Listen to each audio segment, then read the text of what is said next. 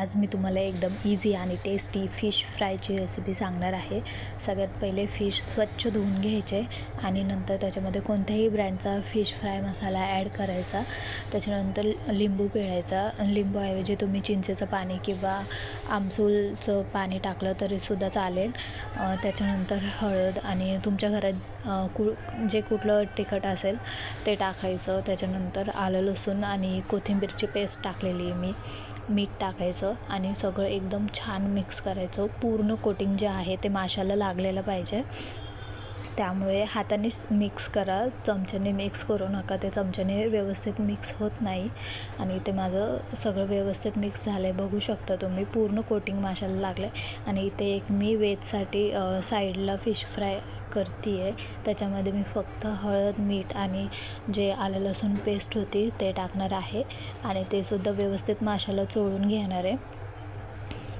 आणि इकडे मी साईडला रवा, तांदळाचं पीठ आणि त्याच्यामध्ये थोडंसं मीठ घालून मिक्स करून ठेवलेला आहे।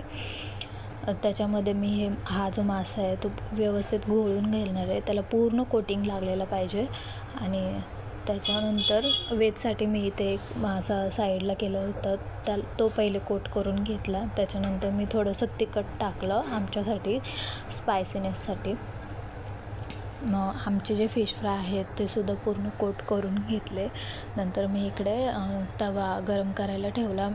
सगळ्यात पहिले तर वेजचं फिश फ्राय करून घेतलं, कारण नंतर तेलामध्ये सुद्धा तिखटपणा उतरतो, मग त्याने ते खाल्लं नसतं, त्यामुळे त्याचा जो एक पीस होता तो मी सगळ्यात पहिले फ्राय केला आणि छान सोनेरी होईपर्यंत दोन्ही बाजूंनी फ्राय करून घेतलं।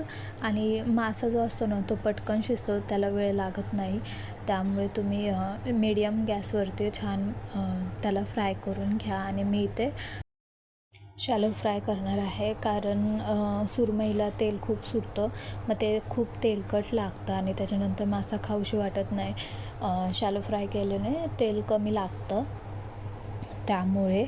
आणि तुम्ही डीप फ्राय करू शकता कढईमध्ये, काहीच प्रॉब्लेम नाही आहे, जर तुम्हाला आवडत असेल। आणि तसं कडकसुद्धा होतो मासा, असंही कडक होतो। फास्ट मोठा गॅस करायचा शेवटला आणि 5 मिनटं मोठ्या गॅसवरती फ्राय करून घ्यायचं, मासे कडक होतात। असं करून सगळे मासे एक एक फ्राय करून घेतले। आणि इथे ही जी भाजी आहे ती माझ्या सासऱ्यांनी बनवलेली आहे आणि आपले फ्राय रेडी आहेत। Thank you for watching.